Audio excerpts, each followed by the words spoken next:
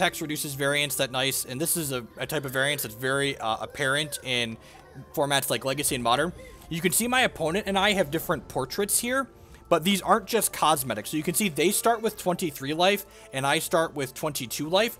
So your champion determines your starting life total in addition to what's called your champion power. So one of the most frustrating things in Magic is like flooding out and dying, right? So what the champion power does is every time you play a resource in Hex, you get what's called a charge. So every 4 charges, my opponent gets to do what's called Illuminate 1, which either creates a new candle for them, or it takes their existing candles and makes them larger. My champion power says for 3 charges, it summons a 1/1 with flight and speed. So it kind of gives us stuff to do while we may or may not be flooding out. Another thing that Hex does that's great to reduce variance is, one of the things that's especially frustrating in Magic is, you know, when you mulligan into Oblivion and just don't actually get to play a game. So the opening hands in Hex aren't completely random. They're generated using a modified hypergeometric distribution, and Hex removes the 10% most resource light hands and 5% most resource dense hands from the possible hands that it can generate. Which means basically everyone in Hex mulligans 15% less compared to Magic, because there's less all landers and less no landers for you to be forced to mulligan. So here I'm gonna go ahead and play Zygmunt's game. This card destroys a random artifact or troop, and if it kills one of my own troops, it comes back to my hand. So pretty happy to get rid of either of my opponent's things here. This can either get bigger, or this can be the 3/1. And it's kind of like a free auto mulligan, right? It, like, basically just doesn't generate the hands where, like, if you get one of those hands in a TCG game, you're just like, well, this hand's an auto mulligan, and I'm just going to, like, go down a card because of it. So those hands just don't happen in Hex. I'm going to keep my 1/1 back here to block their 3/1. I think we're the control deck in this matchup. We want to be a little bit defensive. Waxed on. So this illuminates 2. So because my opponent doesn't currently have any Candlekin, it's going to create 2 new ones. So what Illuminate does, again, is it's a mechanic that says if you have candles, you can make all those candles bigger, or you can make new candles. And you get to choose every time you do that. Scion, that card's very good. So this card says every time you play a non-resource card, you get to Illuminate 1. Hopefully they don't have another shard here. That is really good. So this card has a mechanic called Mobilize, and it has Mobilize 4 times. So basically for every troop my opponent exhausts, they can make this card cost 2 less. So they exhausted 4 troops and made their 8-drop free. So Illuminate 2 can either make 2 new 1/1s, or it can make all your existing candles bigger. So you can see here when my opponent illuminated by playing this Brilliant Tactician, they turned their 1/1s into 2/2s here. So I'm going to go ahead and Transmogrifade this so it turns into a different troop with 1 less cost. And then I'm going to go ahead and Stifling Sting this Brilliant Tactician. Yeah, they do get to choose each time. So you pick. You either make your existing guys bigger, or you make new guys to have. I discarded the Sunsoul Phoenix earlier, and this card gets value from our discard pile. When we have 6 actions in our discard pile, I can return this to play. I'm going to leave this back still. We're kind of in a bad spot. They've gone pretty wide here. There is not a board limit. So Hex, unlike a lot of the smaller TCGs, you can see I played cards on my opponent's turn. So Hex has a stack, effectively. We call it the chain, where you can respond to things with cards that are quick. So if a card is basic, you could only play it on your turn when you have priority. If a card is quick, you can play it at any time. So there's responses and there's interactions. This game does not seem to be going well, I agree.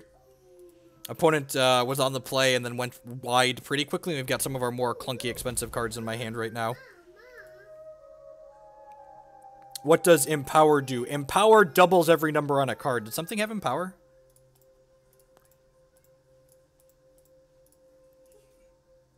So they're using their champion power here, and again, they made their candles bigger. I think we're pretty dead here. Yeah. This black belt's gonna kill my thing. Gets rid of my blocker. Crackling Magma is pretty good. This deals 1 damage to each of my opponent's troops. That can kind of blow out their candles. I think Dread End's pretty good here. Dread End takes all the troops in play and turns them into 1/1s that die at end of turn.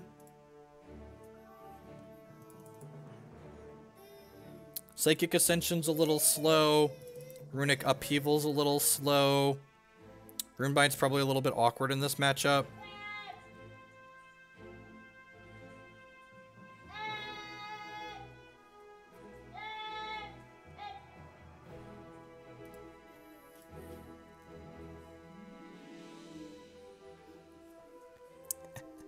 I get a funny on occasion. On occasion, I make a funny. I'm gonna bring another Zygmunt's game in too, just like kill their stuff efficiently, I think.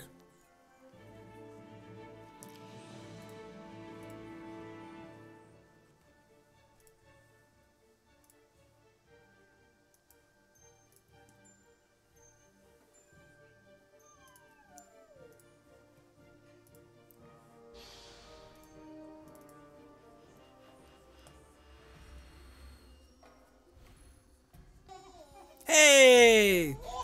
Scanadron Hex with the brand new Twitch Prime subscription. Thank you very much. I really appreciate that. Subscriptions, as I've said, are the best way you can support my content, so welcome, and thank you for that next level of support. So, we're going to play here. Thunderfield Seer is like a really elegant use of the digital design space. It's not complicated, but it does something that we wouldn't be able to do in a paper card game. So, the Thunderfield Seer has the prophecy mechanic. See the little animation go towards my deck here. It says the next action in my deck gains draw a card. So basically this is a 1/1 that draws a card eventually. So the next action I draw is going to draw us a card. It's really simple and allows you to do kind of neat delayed effects like this.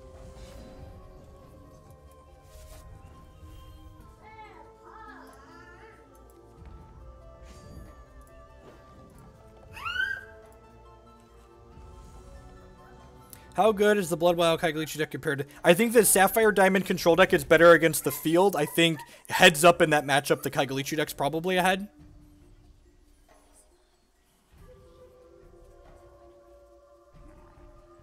Llama Herder, sure.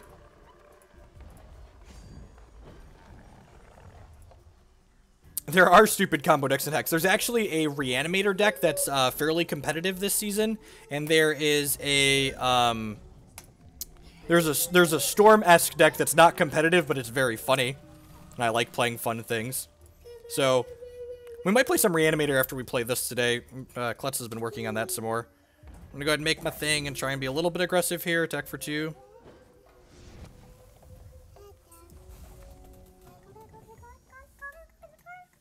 The Reanimator deck is competitive. The other two are not terribly competitive.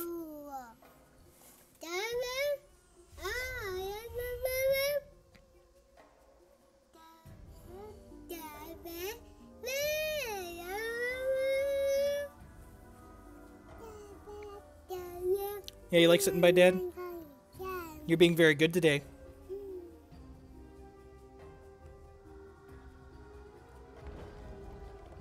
The Kaigalichu deck is very close to a Jund style deck. We're going to leave these dorks back here. So we drew a Runic Upheaval, which is kind of a sweet card. So what Runic Upheaval does is it draws us a card, and then it says if we drew a non-resource card this way, it gains the line of text. When you play this, deal damage to target champion or troop equal to its cost. And then Runic Upheaval has a mechanic called Runic, where after we cast this, it turns itself into a rune on the battlefield, and then the next time we draw a resource, it recasts itself. I'm going to double block here. I think I'm okay trading these two for a candle.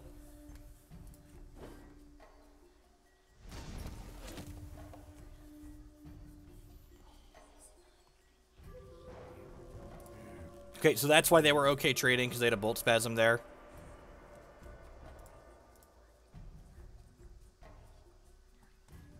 I'm going to Runic Upheaval at end step here. Oh, I messed up. So, really small mistake here, but I should have Runic Upheaval during their second main phase, because if they had Reginald's Riposte there, I would get it back then. And we drew a resource, so we get to recast this right away. And you see this Transmogrifade was modified. Wow, they had Riposte and they just wanted the back half. Okay. Weird. So this Transmogrifade, in addition to doing what it does, it's also going to get to deal damage equal to its cost to target champion or troop.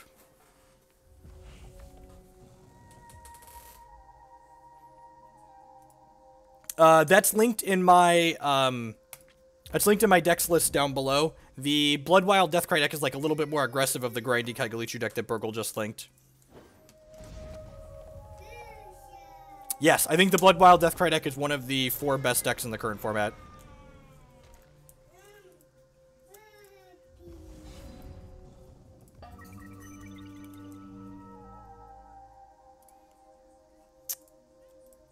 Should take another Runic Upheaval here. Make a 1/1 here so we can get in the way of their 3/1. A stop on their main phase, right? Yep.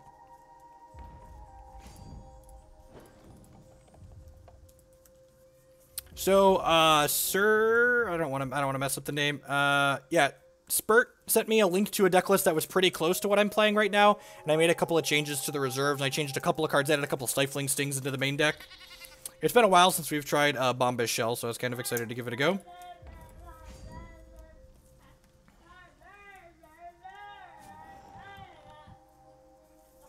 This is a free block on the Scapegoat here.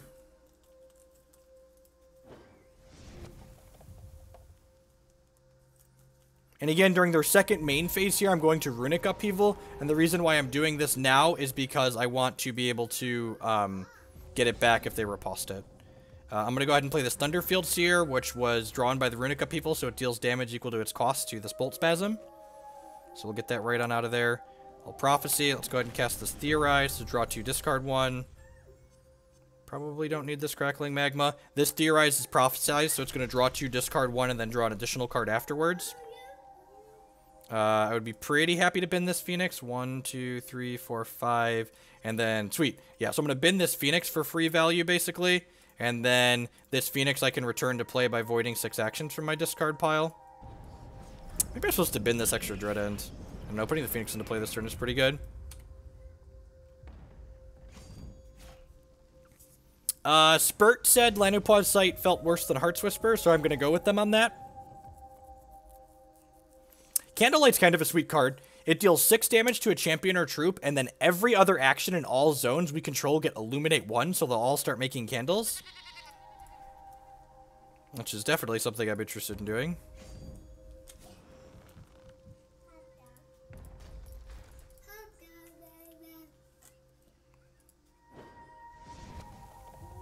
And comes Hit by Dead.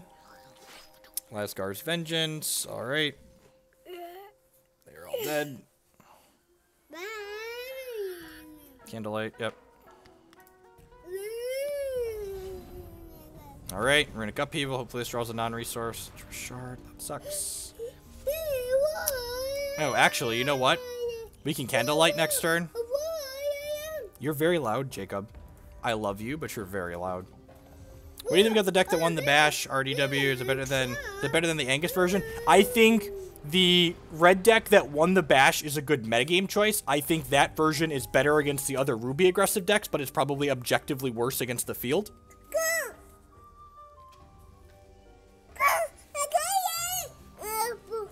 Deal 3 damage to me and Illuminate, sure. If they have a couple more Lasgars here, we might just be dead.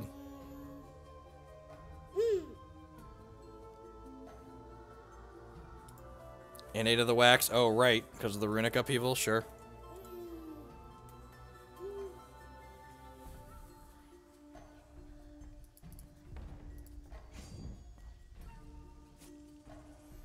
Alright, so I'm going to Candlelight this, which deals 6 to it and gives the rest of my actions Illuminate 1. And then I'm going to Transmogrifade this, because it hasn't made a candle yet, which will deal 1 damage to this, and then when this resolves, it's going to illuminate and make a candle for me, and then my Candlekin can trade with their Candlekin that has a point of damage on it.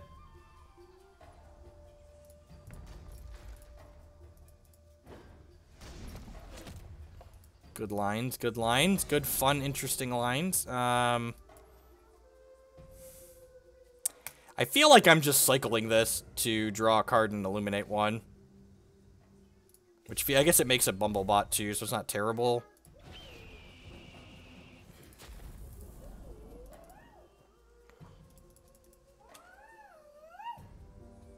Candlelight's a card I really wanted to be good.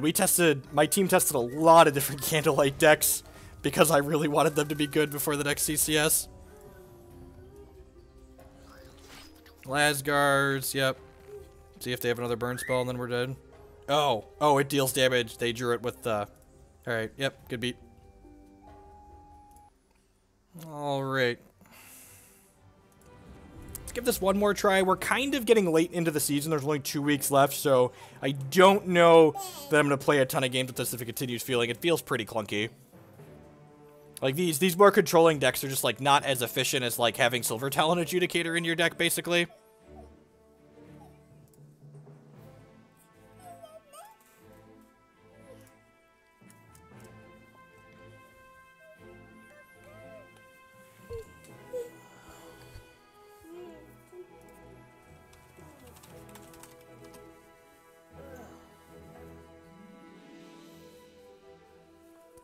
Yeah, it's definitely doing powerful things, right? Like, Candlelight is very strong. It does 6 damage and 60 Illuminate on there. So, like, it's reach, removal, and it's ultimately a win condition as you just play more cards.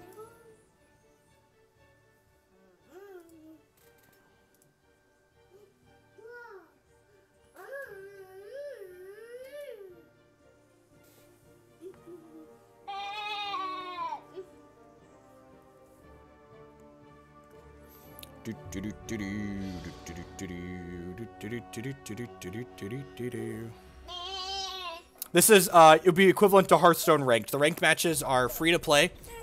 You earn prizes from traveling from Bronze rank up to Cosmic during each season. The seasons are 2 months long.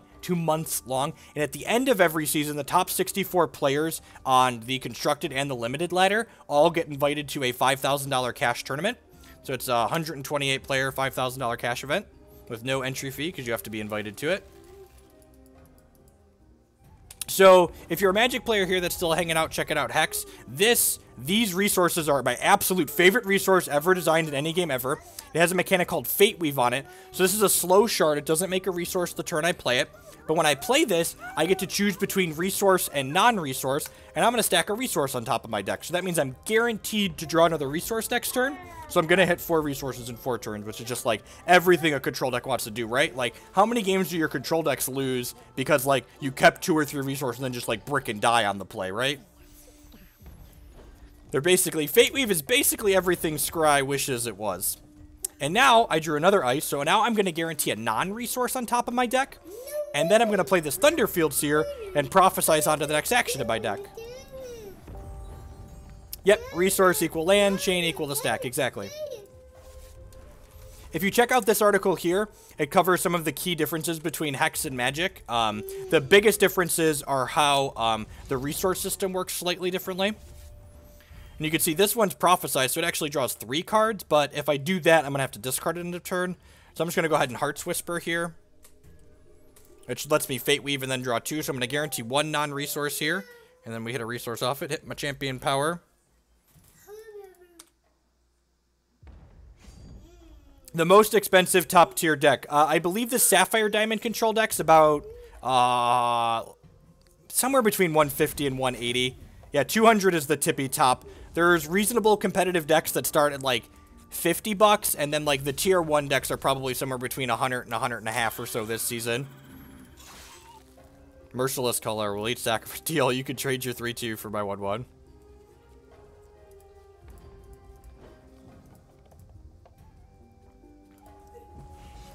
And the nice thing about Hex is that, like, unlike all the fuckery that you have to go through in the CCGs, you can actually, just like in Magic or MTGO, go to a website, fill a shopping cart, see what the price outright is going to cost you to get exactly the cards you want. You don't have to deal with opening booster packs and grinding cards down and crafting the right crap. Like, as someone who's a competitive player that just wants to, like, play the game, I find that really tedious and frustrating. I'd much rather just, like, fill a shopping cart and give them my $100 and get my cards.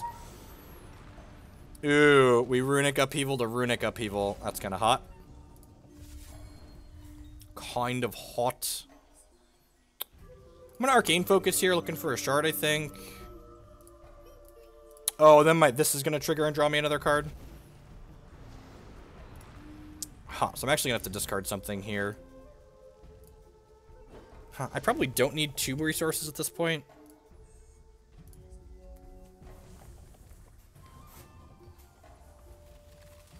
Why Crackling Magma as opposed to Scars of War? The person that sent me the deck list had Crackling Magma in it. Crackling Magma is much better against the Ruby decks, like the actual mono Ruby decks. It's obviously worse against your deck that has some things with more toughness, but I think objectively against the field, it's probably better. Ooh, we're basically going to get to go off here. So we're going to get to Candlelight them or something they play next turn, and then all of these actions are going to start illuminating. Candlelight's really sweet when they're not pressuring us. So opponent looks like they're trying to... To be fair, the system for getting cards for Pokemon Online, I think is still better than, like, the normal CCG cash-grabbing annoyance. I'm not quite sure what the opponent's doing. I might just click Submit. I really don't know what their deck is up to. I guess they have Death Cries, so, like, Pyre Strike's probably pretty good. Cut the Zygmunt's games, maybe. Sure, let's hedge that. No, like, the mono Ruby deck, Stucky. Like, the deck that won the Bash. The deck's full of Escapegoats, and Bolt Spasms, and Righteous Outlaws, and Baby Yetis. Like, they play 16+ cards that Crackling Magma kills. You think they're maybe just missing a threshold there? That's possible.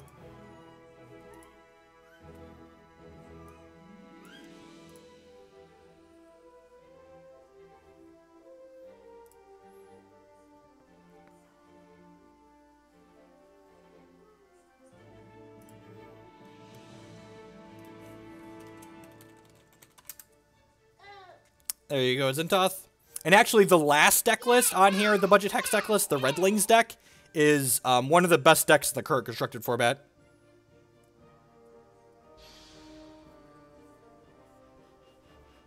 Connor, okay, I'm gonna make your life easy. No, wait, where is it? This one right here. There's basically effectively stores. You need to log in. You need to log into your Pokemon Online account to view that forum page, but those people will basically get you almost any card you want for booster packs at particular ratios. It makes it really simple to get whatever you need. That being said, competitive Pokemon is rancid, and I won't be going back, but, like... It's definitely slightly convoluted, but it's not that bad. So we need 2 Sapphire to play this, but I do just need a 3rd resource too, so we're happy to grab a Ruby. Do you think that 21 is enough? I think my build is playing 23 even. I forget how many. I'm gonna take a look here really quick at my build on my Hex Decks page. Might have been on 21. I'm on 21. Yeah, 21's probably fine.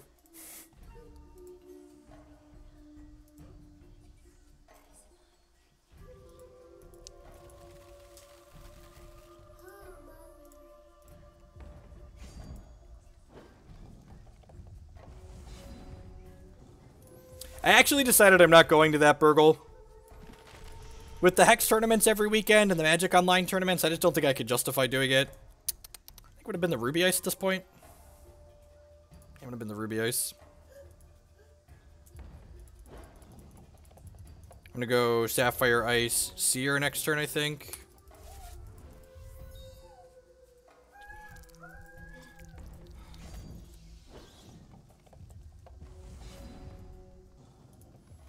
Huh. I'll put a non-resource on top here so I can prophesize onto it with Thunderfield Seer.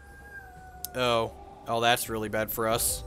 Vampire Princess, every time it deals damage to us, they get to look at a random card from our hand. If they look at an action, they get to take it away from us and turn it into a Vampire Kiss. So they're 60% to take an action here.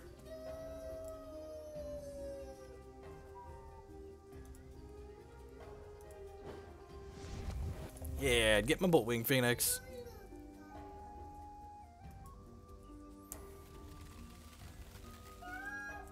I don't think that deck has enough actions in it to leverage,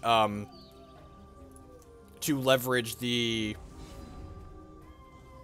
What's the word I'm looking for? I don't think it has enough actions to leverage... Yay, Transmogrifade. It's exactly what we wanted. And let's take care of this Vampire Princess. I want these 2 resources, so I'm probably bidding the Boltwing at this point. Just, like, go full control. We draw an extra card after this. I knew I was drawing another resource. I might have waited. Might have been one of these.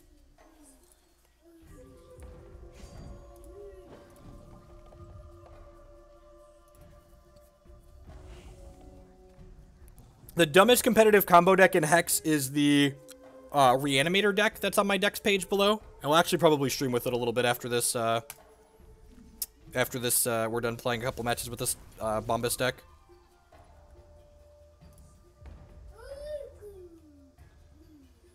So when they attack me with this Vampire Princess, I'm going to Transmogrifade it, which turns it into a random troop with cost -1. So in case it turns into like a 2-1 here, I can block it with my Thunderfield Seer. Just like that. I love when you talk about things and they happen exactly like you say.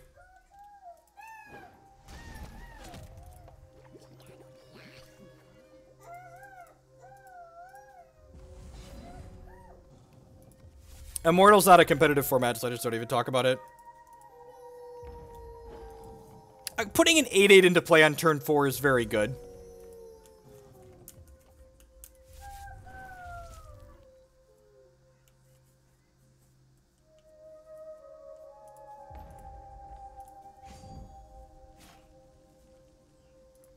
Is that deck real, though, Burgle? Reanimator is one of the more expensive decks in the current format. It's probably close to 200 bucks. It plays a bunch of Mythic Rares. All of the obnoxious things that you're reanimating are Mythic Rares, essentially. It's Runic Upheaval. Okay, so that Stifling Sting deals extra damage. I'm going to go ahead and Candlelight to kill this now. So that way I can make a 1-1 here. And now all my other actions are going to gain Illuminate 1. So we'll start making lots of candles. I'm going to hold this back because I would like to block their 2-1 with it.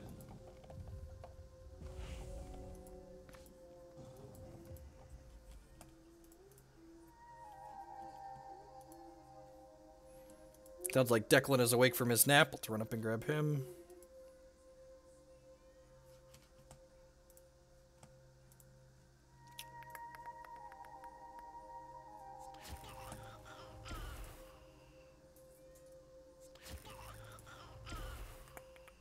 So this card, they can keep returning it from their discard pile to play by sacrificing a troop, and this gives them a troop every turn to sacrifice.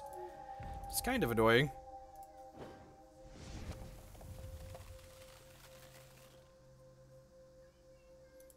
We have a lot of card draw in our hand, though, so hopefully we can just grind through this Raw Paw gang.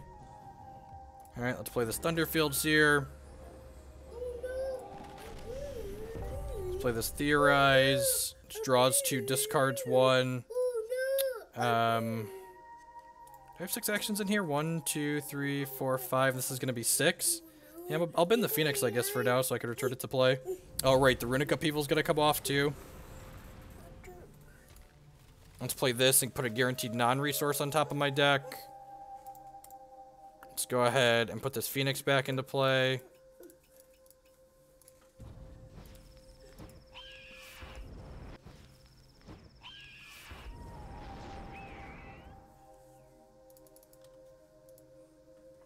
And I even think the format's more diverse than the top 8 of the Hex Bash implies even. I think there's like 4 different decks that I would consider tier 1 and probably another 4 or 5 decks that are like competitive in tier 2 below those. Stop trying to push me out of my chair, child. No. Do you want something to drink? Yeah. Yeah, you want something to drink? All right, I'm going to... This gives it 2/2. Ugh. So, Hex has permanence across zones, so even though the Sunsoul Phoenix can come back, it's actually going to be dead in my crypt. Alright, I need to run upstairs and grab Declan and get Jacob a drink really quick, so I will be right back. Don't go anywhere, folks. We're going to keep playing Hex for another hour or 2.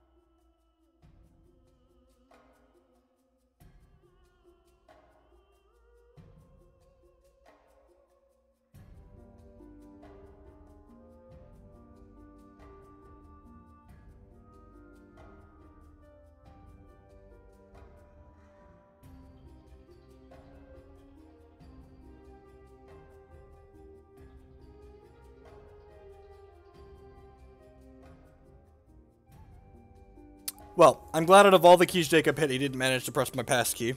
Yeah, I'm going to go ahead and Stifling Sting this. And then when it comes in, when I cast it, it triggers again from the Runic Upheaval, so it's going to deal 6 total to this. What's going on, Ossuary?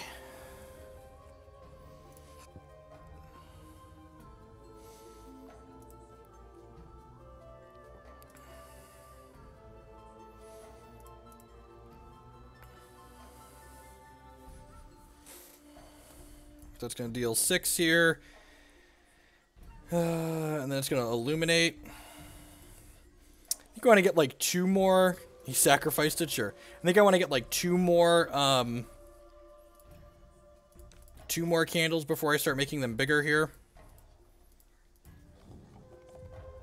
There's links to that kind of stuff on the subreddit, I believe. Reddit.com/r/hextcg.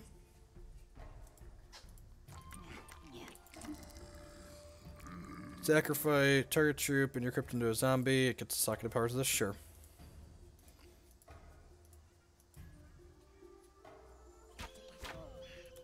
You're killing a candle. Weird.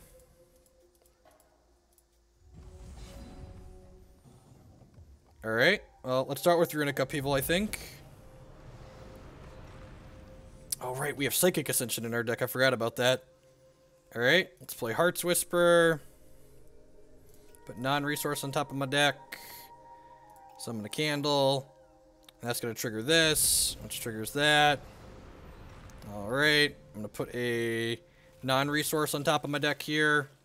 We are going off. So Psychic Ascension, for those of you that are new, this is a card that starts out costing 15. And every time we play an action while this is in our hand or in our deck, it gets -1 cost. And then when we play this, we change champions. So we're going to change from McBombus into the Paragon of Thought. And what the Paragon of Thought does is the Paragon of Thought, he says whenever we play an action, we generate a random troop with the same cost as that action. So basically, the Paragon of Thought makes it so we're like playing a game of Momir Vig, and our opponent is still doing what they're doing. So that, combined with Candlelight, we are going to... You're going to have a lot of big baddies and grind our opponent into the dust here. I do like grinding people into the dust. It's one of my favorites. Dreadlings with Graunt's Gift is pretty good. Decree of Banishing, sure. One of my candles is gone. Alright, Psychic Ascension. Oh, this deals damage equal to its cost to something because we drew it with Runic Upheaval, sure. Yeah, deal 3 there. We got run out by a Sapphire Diamond aggressive deck, but it looks like we're winning against this Blood Diamond Deathcry deck pretty handily. Summon a Candlekin here. We've ascended, and we have the other card going. Oh, right, this deals damage to something.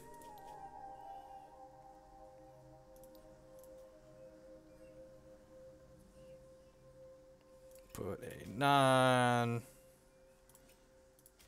Summon 1 more candle. Now we can start making these candles bigger, I think. I'd prefer Thunderfield Seer here. I would like to... Yeah, let's ignite 1 more time.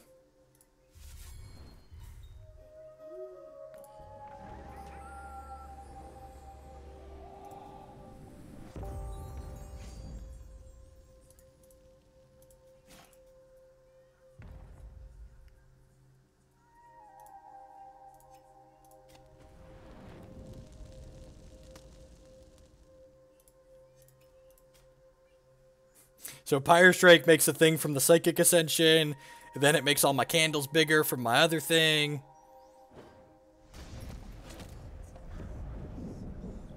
Alright, go ahead.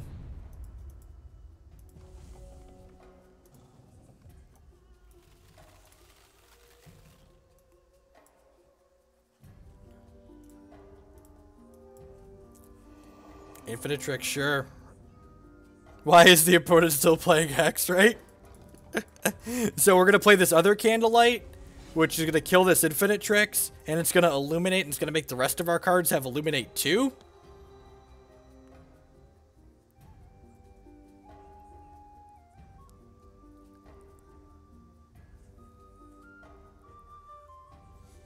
We get to Runic Upheaval, which I probably want to Heart's Whisper. No, Runic Upheaval and then Heart's Whisper. Yeah. Draw 2 cards, Illuminate, draw a card. It's going to get another line of Illuminate on there. Sure.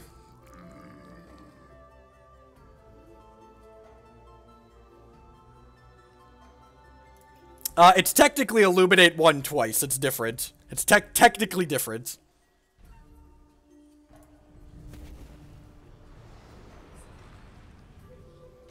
Oh, lordy. That's a free Arcane Focus. Look at our candles grow. For those of you that don't notice, the artwork on the candles changes as you, as they grow bigger.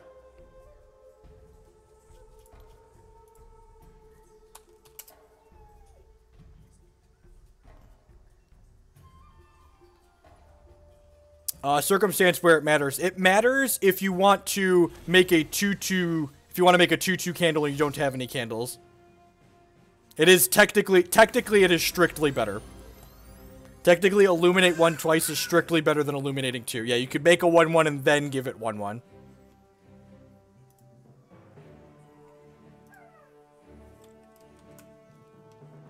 Technically speaking, it is strictly better.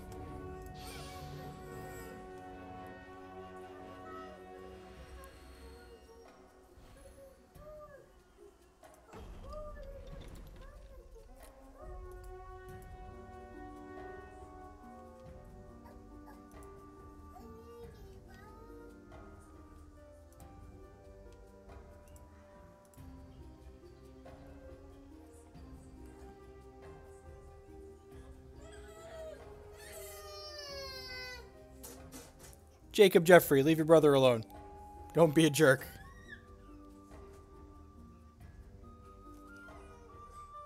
So, Candlelight kind of imposes a deck building restriction on you. Like, you need to have a minimum amount of actions in your deck for Candlelight to be reasonable. Whereas, like, Scion is just, like, good by playing more cards.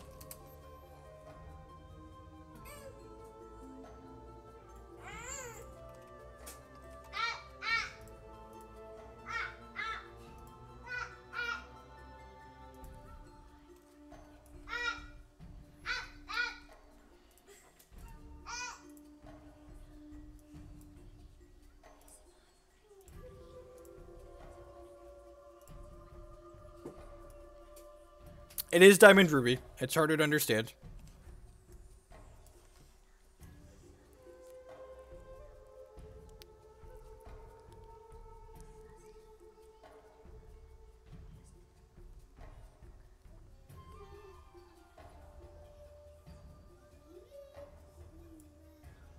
We do have a lot of birds. My opponent AFK, that's annoying.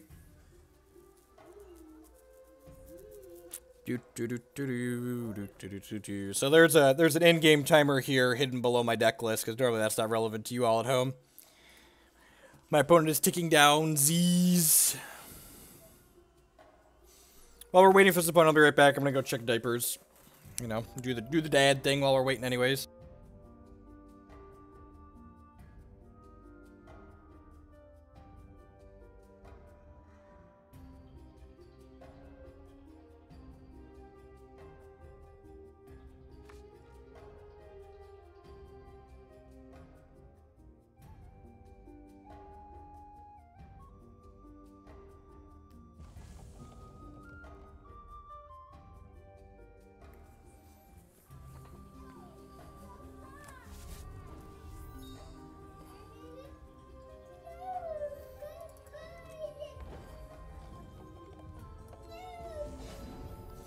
And again, like, the scariest thing this hand could do is brick off on resources, but Fate Weave is awesome, so we're going to Fate Weave a resource to the top of our deck here, so we get to guaranteed hit that.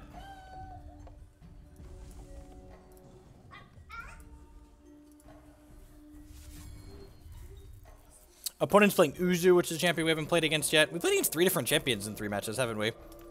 This for 4 charges gives them a threshold, which kind of like fixes their colors, essentially. Another Ruby Ice, sweet. So we're going to use Focus here first. You always want to Focus before you Ice. Because I would like a Sapphire. And then I don't think I want another resource at this point. Is that true? Yeah, I'm going to put a non-resource on top of my deck.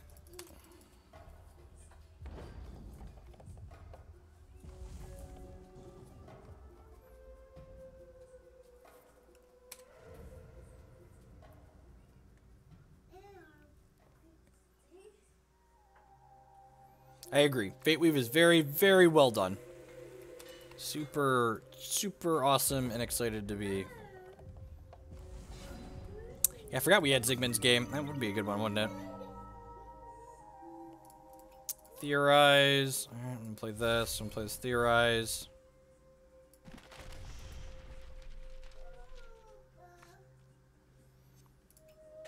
I'm gonna get value and been the Sunsoul Phoenix again here. Oh, wait. Almost auto pass through making a Bumblebot here. Can't attack anyways because of the MC, but.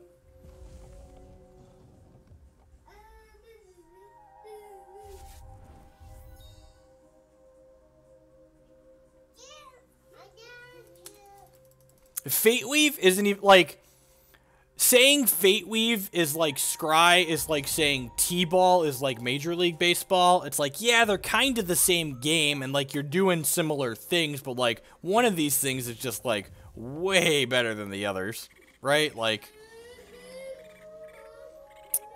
so 5 shard sockets is interesting.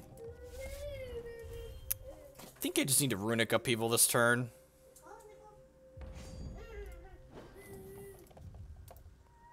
Double damage. Yeah, we're going to chump block this one here.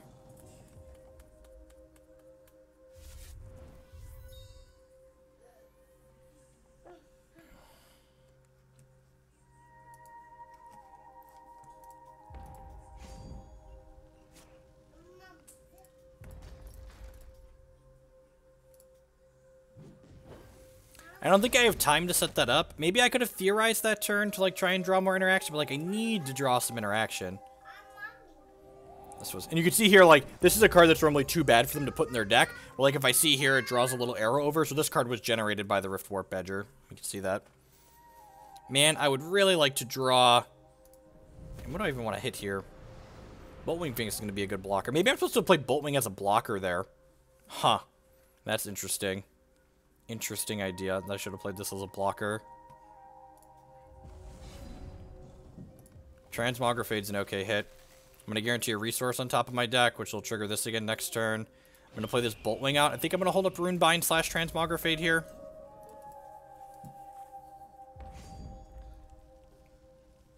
There you go. So when Boltwing Phoenix dies, it can do one of two things, and you get to pick. It either deals damage equal to its power to each opposing troop, or it comes back to my hand and gets +1/+1.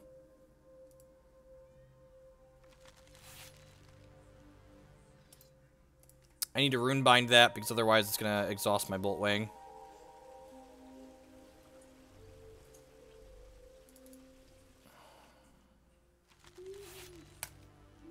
Alright, we're probably dead.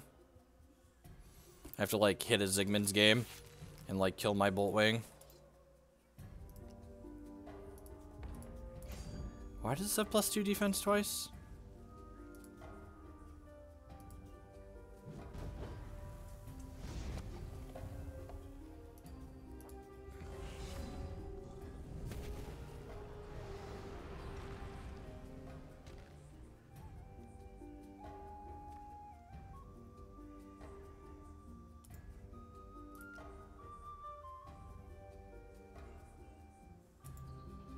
Oh, it gets the socketed powers of this. Okay. That makes sense. Alright, so what am I doing here? I think I'm starting on Theorize.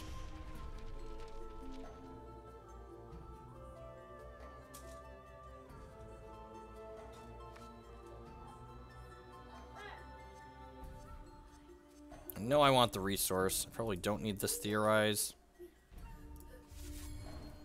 So I'm going to Transmogrifade this.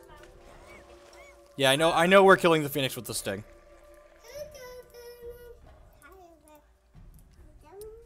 So, wait, can I kill my deals 3 damage target opposed? Nope, can't kill my Phoenix with the Sting. Alright, well that lines out. Well, that means I want that Theorize. And these are both opposing champion or troop, right? When you do it, deals damage, target opposing champion or troop equal to this card's cost. Yep. Alright, can't do that either. Well, that sucks. I guess I'm killing this and killing this. And, like, hoping this doesn't come off. I really wish they hadn't copied that for Magic.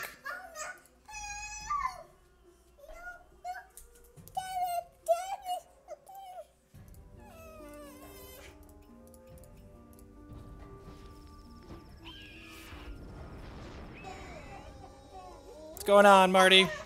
16 months free subscription. Thank you for the continued support. That's a long time. Welcome back. Blow all those little gems out of the water. This is 8, 9, 10, 11.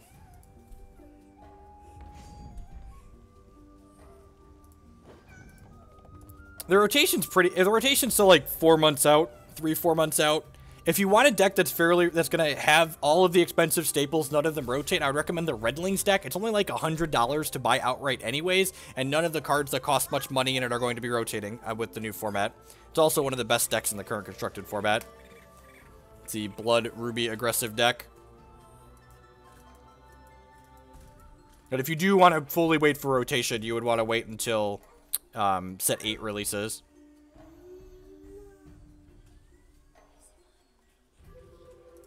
MC, sure.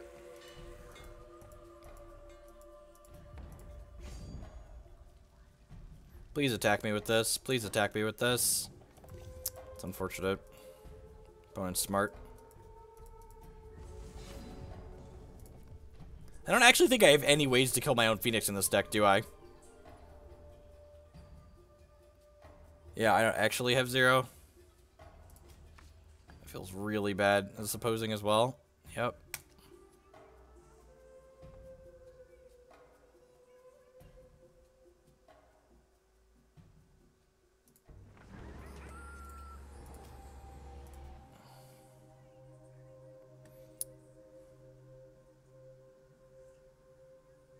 We would have killed our own Phoenix last turn if we could have. All of our stuff is opposing, though. It's kind of annoying. I think this deck already has a lot of really clunky elements to it, so adding another card like Light that doesn't have an immediate impact to the board is probably a terrible idea. I like that Heart's Whisper gives me the cards right now.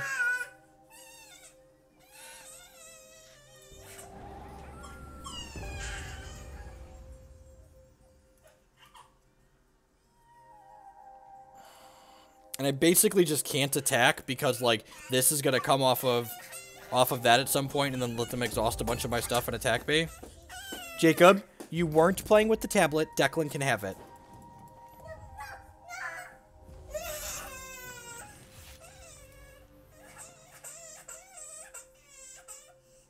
Yeah, Heart's Whisper triggering the runes on demand is pretty good, too. Yep.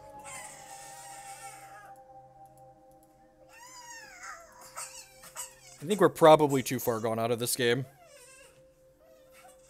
Yeah. We're pretty dead.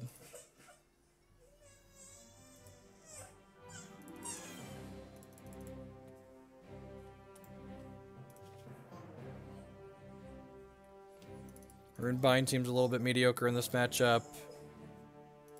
Trim some of this clunky top end. Speaking of clunky top end, trim some of this. I think I want Candlelight to actually end the game. Zygmunt's game can kill their altar and a lot of their other stuff. Maybe trim a couple Theorizes or a Sunsoul Phoenix. Yeah. Man, it's tough when you're 2 and you can't have your way.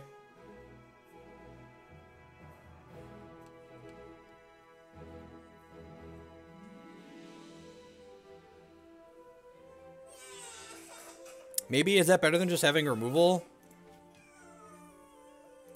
Yeah, maybe. Oh, didn't get to save in time.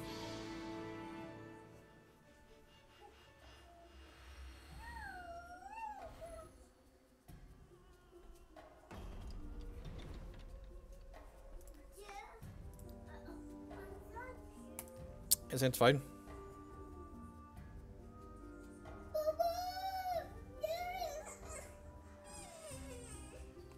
I appreciate the offer, but probably on the not travel for Magic ever again plan. It's such a huge investment, and I don't expect Hex to do less. I expect Hex is probably going to ramp their organized play more and more in the coming years, so. You want to sit by Dad? Oh, are you tired, toddler? Your brother took a nap. Are you ready for a nap?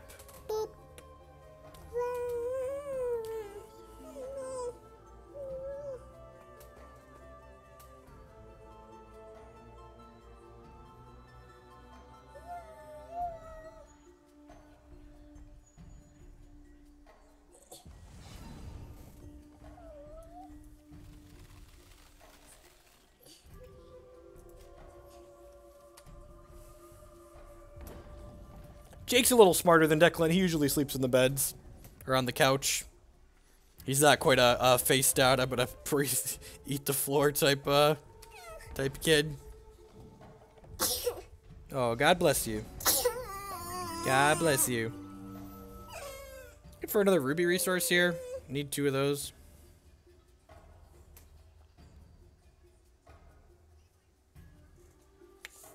I think I'd rather take Dread End than the Sapphire Shard at this point. I'm gonna put a random resource on top with the Sapphire Ice. Hopefully it'll end up being a ruby.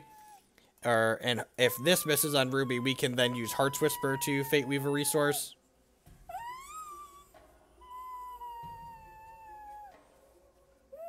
Awesome. I think there's actually something Christy wanted to do, was having a convention in or around Vegas later next year. I'll have to ask her when that was.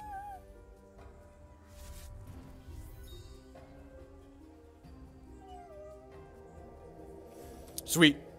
Zygmunt's game is going to be great here. So the altar generates a lot of card advantage for them. Every time they play a socketed card for the first time each turn, it lets them draw a card. So getting to 1-for-1 this with Zygmunt's game is really, really powerful.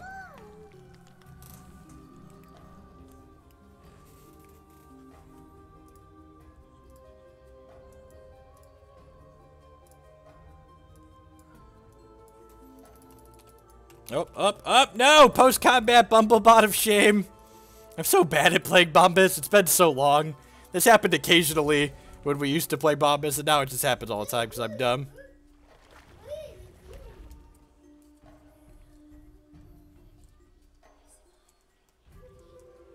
There's MC, sure.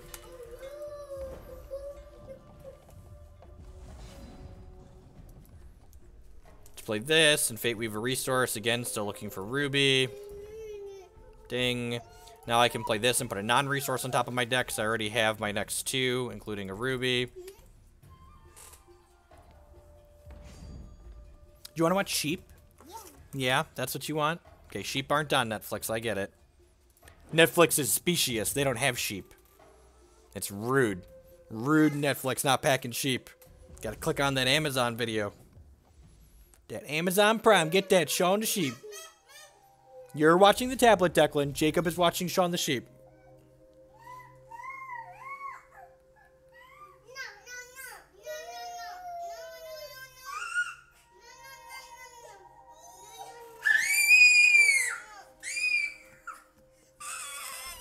Hi, buddy. It's okay.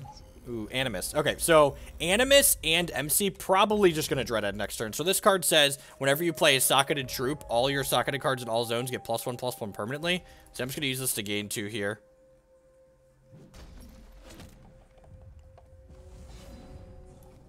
No, Amazon's great. Amazon has Shaun the Sheep.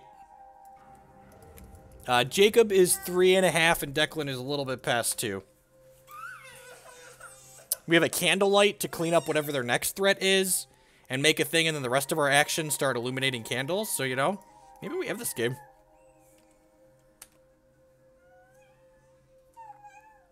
Jake's on a sheep kick lately. He likes Shaun the Sheep and Timmy the Lamb. Yeah, it's like a Bombus control deck, Marty. It's not the more aggressive decks that have, like, warp seals and stuff in them.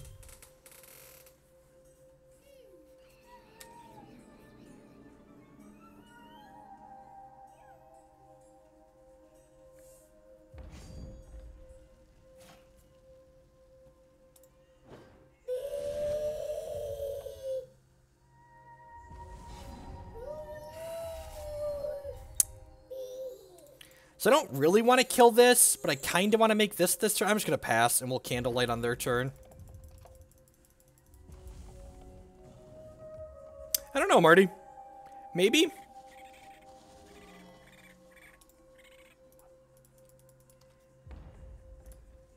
Just going to Candlelight this. It makes all those other dorks bigger. Now my cards should start illuminating here.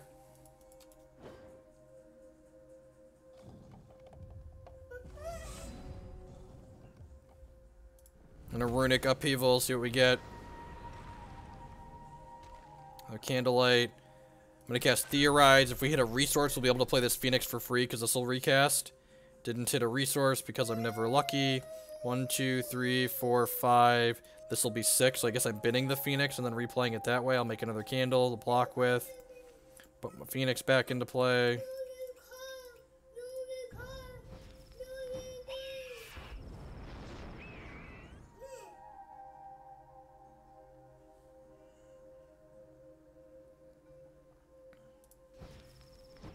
Make a Bumblebot here.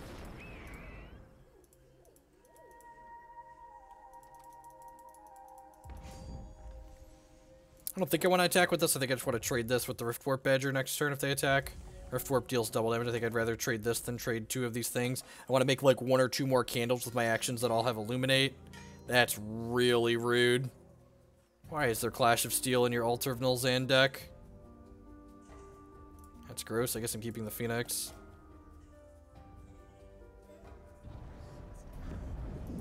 Gross.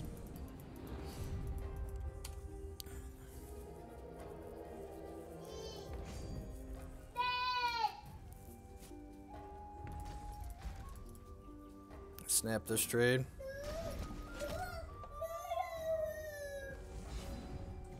Resource was 1 card deeper. It's annoying.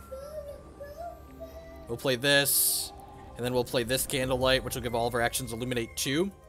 So we'll Candlelight whatever troop they play this turn. If they don't play a troop, we'll Candlelight their dome, and then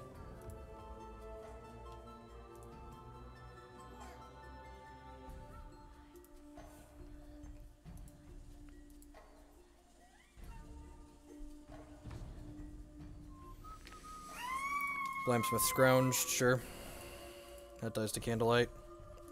It's Illuminate 1 twice, which is actually strictly better than Illuminate 2. Are you stuck? And kids, Jake got stuck. I'll be right back.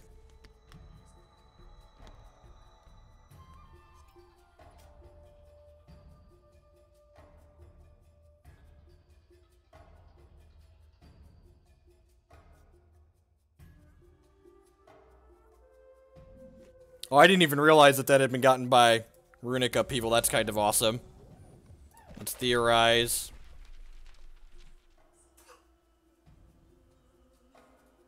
I'm supposed to Heart's Whisper first. Alright, bin that. I would like to summon a candle. I would like to summon a candle. Play this. Do this for non-resource.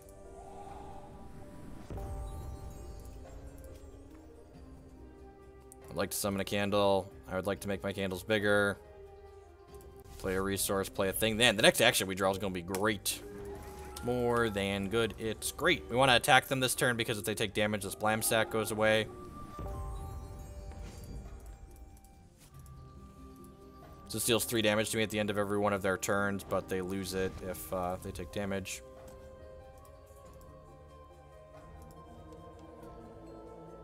Hopefully we can avoid getting Lasgard here. They could be playing that card. They have all the thresholds. They have thresholds. They have the thresholds. They have the thresholds. They have all of the thresholds. Hopefully we just draw an action here. If we draw an action, it's going to draw a bunch of extra cards from these Seers, and it's going to illuminate and make our candles big enough to attack into this MC, which would be great. MC itcha, baby.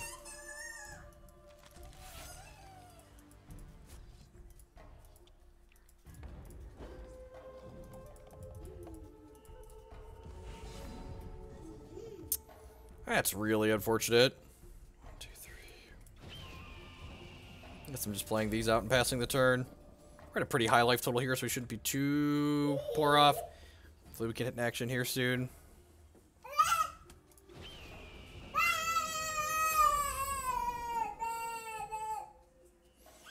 I guess I could actually just pressure them with these, right? If they Swift Strike 1 down, I just like have it deal damage with its trigger to the MC and get that off the table.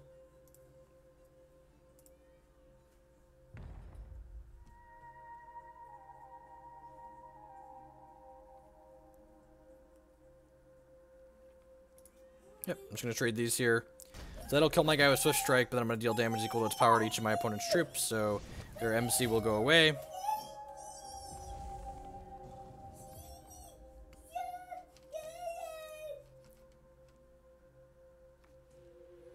Have another MC. That makes sense in the jump block then.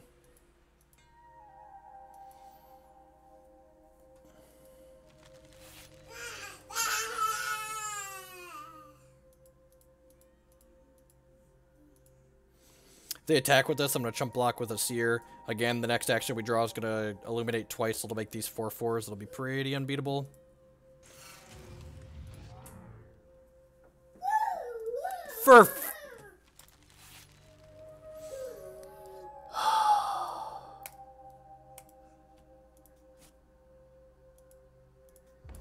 They generated one with the berry gem and then buried our prophecy.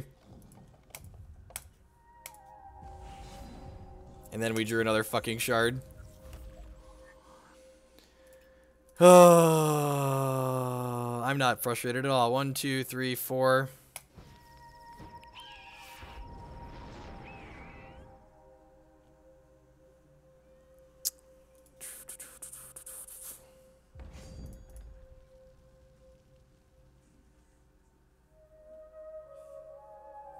I don't care. I'm done waiting.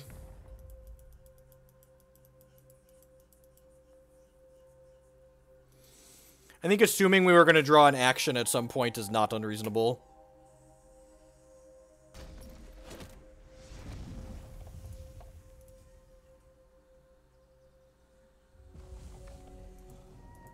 Because I was waiting to draw an action. Because all of our actions illuminate too. So, like, if we drew one action, all of our Candlekin were 4/4s, and then we're going to run them over.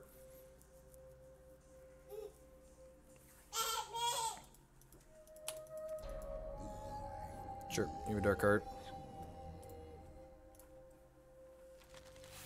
That's actually pretty good for us, right? Like, we get to bring this back to our hands as a 3/3. And, like, this isn't a blocker for it anymore.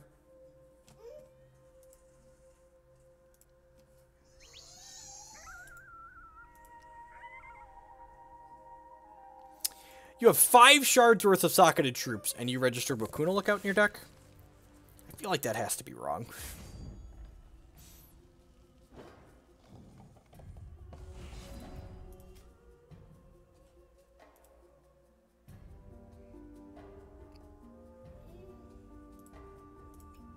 Oh yeah, we probably do have enough actions of the crypt now. Yay, thank you for milling us, I guess.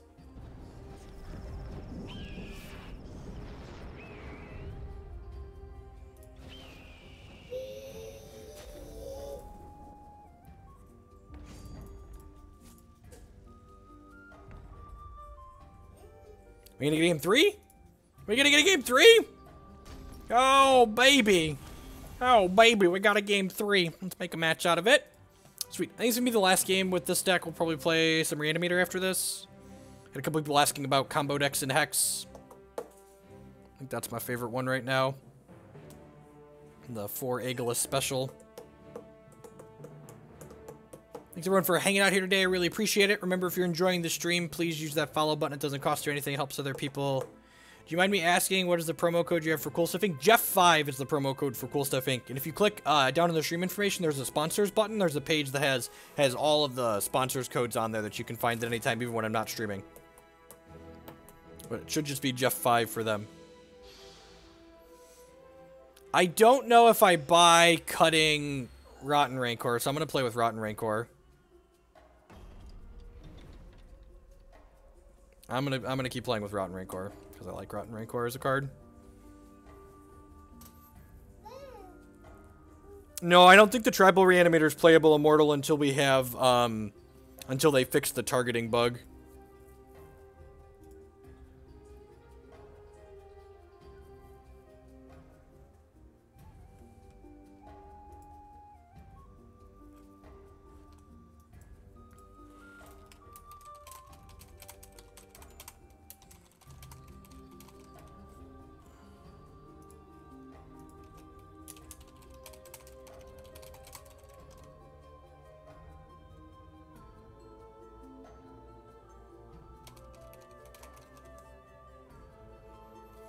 We posted it on the forums. I don't know if that actually means they're working on it or not yet.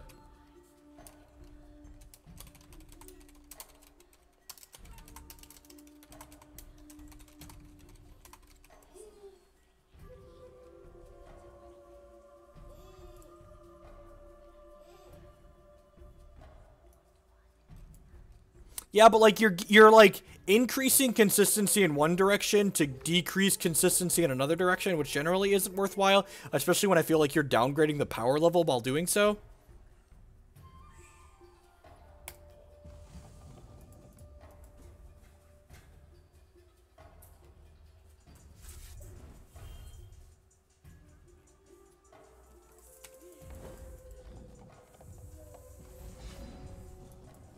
And again, we got to keep a one resourcer on the draw because we had an ice to guarantee a second, and we drew the third, so sign me up.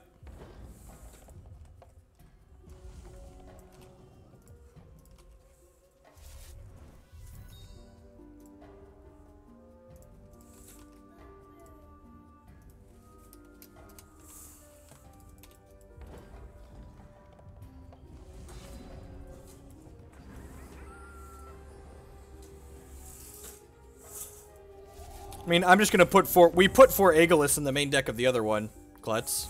So like, I think that's the biggest difference. I think Aegilis is great. I agree with that assessment. So like, we're gonna play 4 Aegilis in the main deck with Rotten Rancor.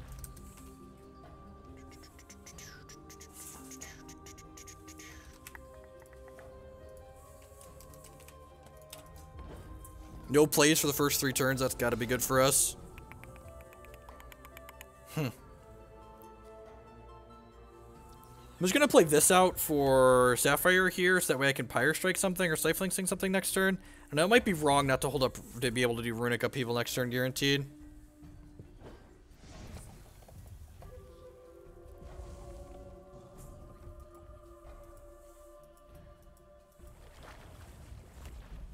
I have to look at my Reanimator build, but like the build you posted still had 7 slow shards in it, which is a pretty high number.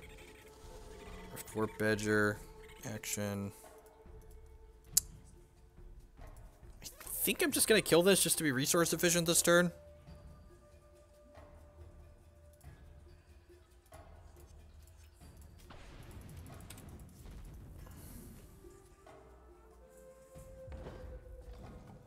If we draw a non-slow shard, we're probably gonna Runic Upheaval next turn. We did not. Put a resource on top of my deck here. Guarantee we hit a 5th. I'm gonna pass, just leaving Pyre Strike up to kill a Dark Heart or an Animus next turn. And then the following turn, because we had a resource, we can go Thunderfield Seer into Runic Upheaval.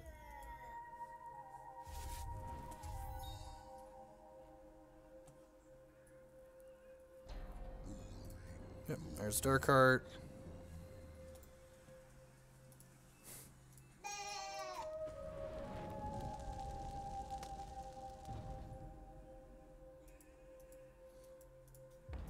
No, I moused over at Immortals. It didn't have a line drawn to anything.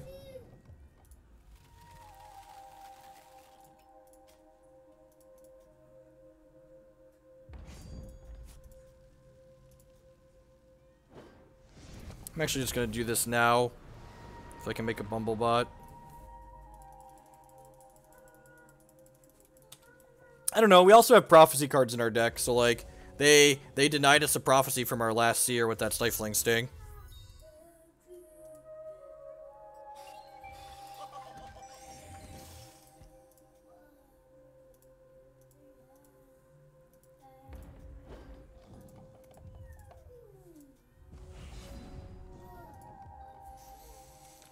I'm gonna play this Thunderfield Seer out, and then I'm gonna cast this Runic Upheaval. Deal 4 damage here. That's a Candlelight that deals a clean 12 ball. So next turn we'll go digging for a resource, which will trigger both of these.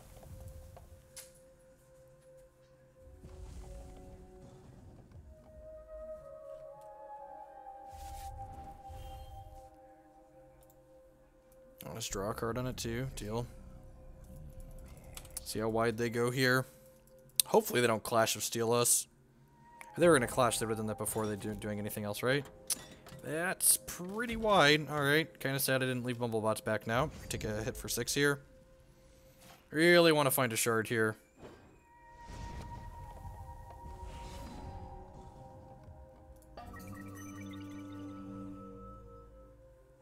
Ding.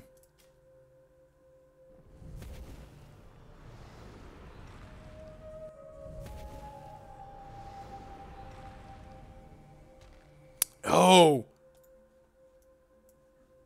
This is a 6 cost on the chain, right? Yes, it is. Deal. That's a combo. It's like actually a combo as opposed to the combos that we usually talk about. Were they dead? 6, 5. No, they weren't actually dead. That's fine then. All right. Let's shoot this. Non-resource on top of my deck.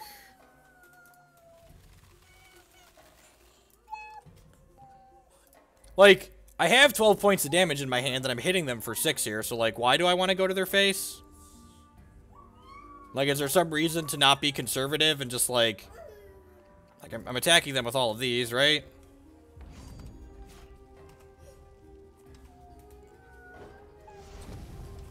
Like, they're going to 10.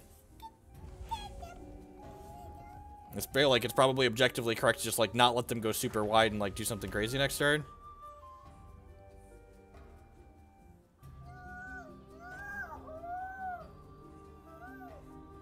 Yep. Yeah. This replays itself from the crypto and just put itself back into play.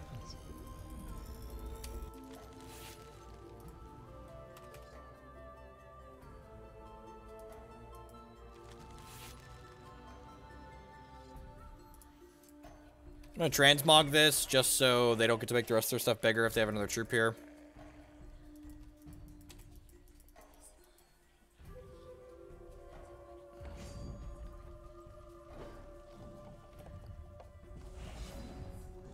So, target you. It's good clean living here. The pay 6 to 12U. Don't riposte me. Watch them cast riposte and then kill us.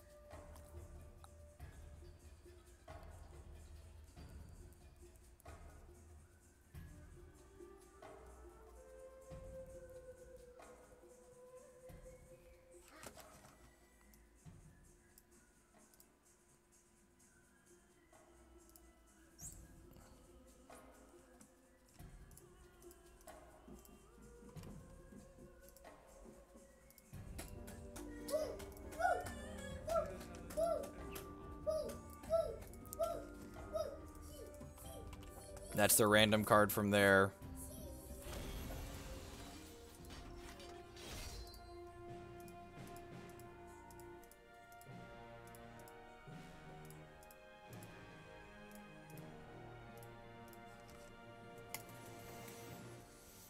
All right. Sweet. Managed a 2-1 with that.